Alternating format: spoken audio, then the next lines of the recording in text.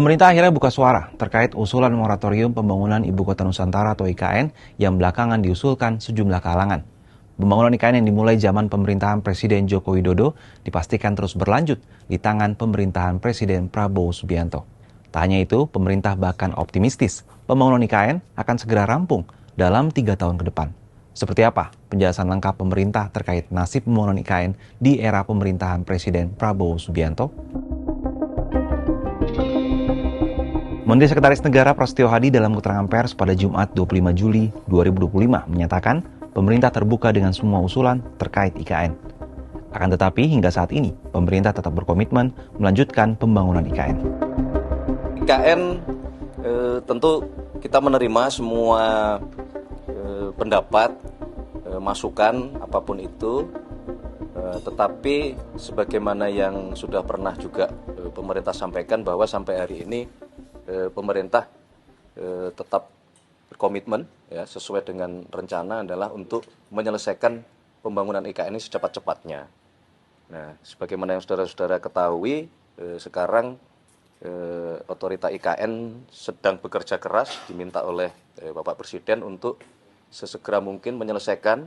Kemarin hitung-hitungannya kurang lebih kita berharap dalam 3 tahun ke depan bisa selesai sarana prasarana yang diperlukan untuk menjalankan pemerintahan yang di sana akan menampung fungsi-fungsi eksekutif, fungsi-fungsi legislatif, dan fungsi-fungsi yudikatif.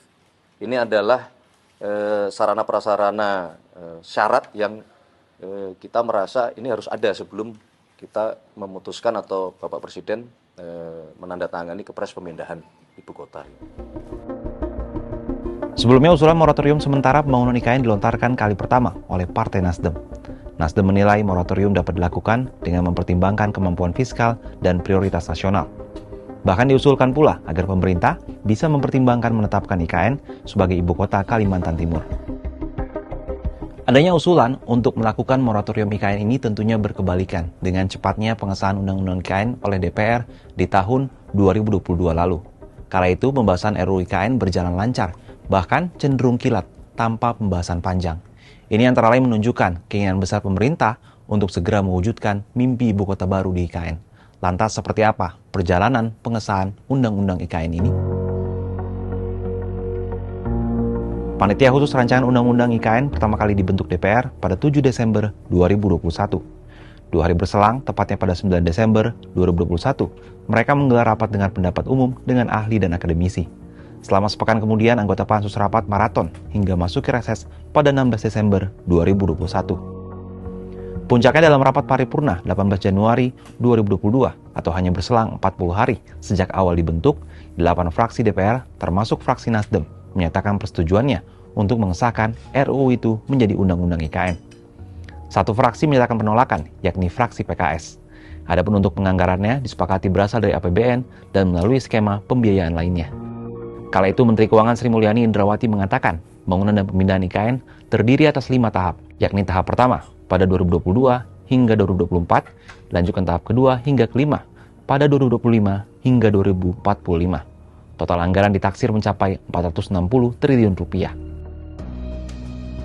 Sejauh ini pembangunan IKN telah menghabiskan sekitar 151 triliun rupiah, terdiri dari 89 triliun dana APBN dan 58,41 triliun dari investasi swasta. Meski pemerintah mengklaim bahwa pembangunan IKN tetap berjalan sesuai rencana, namun tak menutup kemungkinan opsi moratorium tetap dijalankan. Lantas, bagaimana prosedurnya agar moratorium itu bisa diwujudkan? Pembangunan IKN diatur dalam Undang-Undang Nomor 3 Tahun 2022 tentang Ibu Kota Negara. Oleh karena itu, untuk melakukan moratorium atau bahkan pembatalan proyek IKN secara hukum, kemungkinan besar memerlukan revisi atau pembatalan undang-undang tersebut. Meski demikian, pemerintah dapat mengeluarkan kebijakan penundaan atau penghentian sementara suatu proyek melalui berbagai instrumen, seperti keputusan Presiden atau instruksi Presiden. Keduanya merupakan kebijakan yang dikeluarkan langsung oleh Presiden dan memiliki kekuatan hukum untuk menghentikan atau menunda pelaksanaan suatu proyek. Namun, meski ada opsi untuk mengeluarkan Kepres atau Inpres, keputusan untuk melakukan moratorium atau pembatalan IKN akan menjadi keputusan politik dan hukum yang sangat besar dan harus melalui proses politik dengan berbagai pihak terkait. Proyek IKN yang disahkan begitu cepat kini dihadapkan pada wacana moratorium. Meskipun pemerintah menegaskan komitmennya untuk melanjutkan IKN, namun usulan moratorium ini tetap menjadi sorotan publik. Kalau menurut sahabat Kompas, gimana nih tanggapannya terkait nasib pembangunan IKN ini? Akankah tetap berlanjut atau justru akan dihentikan?